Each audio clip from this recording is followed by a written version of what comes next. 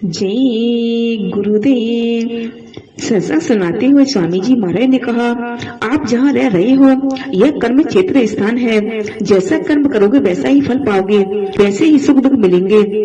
अच्छे कर्म करोगे तो शारीरिक सुख सुविधा मिल जाएगी, बुरे कर्म करोगे तो दुख उठाओगे। महापुरुष कहते हैं कि तुमने ऐसे स्थान को अपना घर बना लिया, छोड़ो इसको, अपने घर चलो जहाँ ना दुख है, ना सुख है, ना जन्म न मरण है। ये तो परदेश है। सत्संग सुनते सुनते बहुत दिनों के बाद बात समझ में आती है। यह सनातन विद्या है, हम भूल गए। ना जानने के कारण समझाने में देर लगती है। जिस चीज को भूल गए उस चीज को दिखाया जाए तो वह नहीं लगती है। हमने संसार में अपना मन बुद्धि कर्म लगा रखा है और अपने घर के सुख सामान को भूल गए। इस परदेश में अपने देश के आनंद और सुख की तलाश करते हो, वह कैसे मिलेगा? आप महापुरुषों की बात ना समझे, उनके आदेशों को न माने तो आपकी गांठ जड़ में बंधी रहेगी, और अगर उनकी बात समझ ले तो जड़ चेतन की गांठ खुल जाए। कर्म करो, कोई वासना मत रखो। कर्म करो, गुरु के आगे समर्पण कर दो। कहो कि सब कुछ आपका है तो वह दया करके जल्दी आपके बंधन काट देंगे। पर आप तो अपना समझते हो कि है मेरा, मैंने किया। समर्पण करते ही नहीं हो, ऊपर से चाहे भले ही कुछ कह लो, इसलिए तुम्हारा छुटकारा नहीं होता। तुम उनके हो जाओ, जो वह कहे वह करो। अपना सब कुछ सच्चे हृदय से उनको अर्पण कर दो। स्वामी जी महाराज कहा करते थे कि यूं ही है, कभी मत कहना कि सब आपका है। जो कहता तो है कि सब आपका है, पर हाथ एक पर मन लगाइए, वह ठोक करता है, उसका विश्वास नहीं करना। यही तो भेद है। जब भेद नहीं पाओगे तो अभेद को कैसे समझोगे? कोई भी तुम्हारे द्वार पे आ जाए, उसको रोटी खिला दो।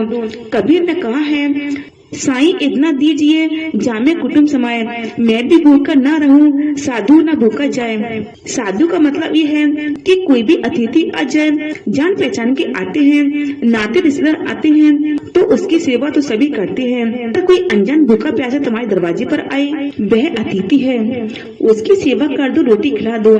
उसकी सेवा सूरत की सेवा होगी। भूखी आत्मा तृप्त होकर आशीर्वाद देती है, वह फलता फूलता है, तो सेवा का फल भजन में मिलता है। राजा हो रंग हो, सबका समय बीतता है, दिन और रात सबके कट जाते हैं। प्रारब्ध का भोग सांसों पर जो रखा है वह मिलेगा। इसी बात को समझना चाहिए। किसी से मिलने की जब तड़प होती है तो जब आपको यह मिल जाए तब आप समझते हो कि मैंने अपना काम कर लिया।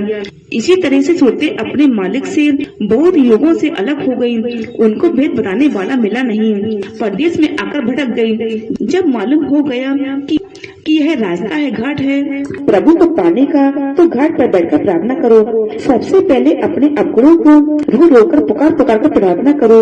वह प्रार्थना सुनी जाती है। जब जीवात्मा तड़प कर पुकारती है और प्रार्थना करती है तो मालिक उसे जरूर सुनता है, लेकिन जब तक मन में दुनिया बसी रहती है तड़प पैदा नहीं होगी।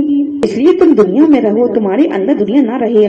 अंदर की दुनिया उजड़ जाए, उदासी आ जाए तो तड़प पैदा हो जाती है। तुम समझते हो कि वह बहुत दूर है, लेकिन वह दूर नहीं है, वह तो पर्दे नसी है। सफल हो जाए तो पर्दा खुल जाए। जो यहाँ से साधन करके गया वह भी बहुत रोया, जिसने उधर से आकर यहाँ साधन किया वह भी रोया।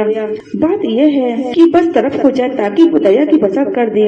इसलिए सत्संग चाहिए। लंगोटी लगाओ, कपड़े उतारो या कपड़े पहनो, घर छोड़कर बाहर चले जाओ या घर में रहो, लेकिन अगर सोचो कि इससे मालिक मिलेगा तो नहीं मिलेगा। जय गुरुदेव।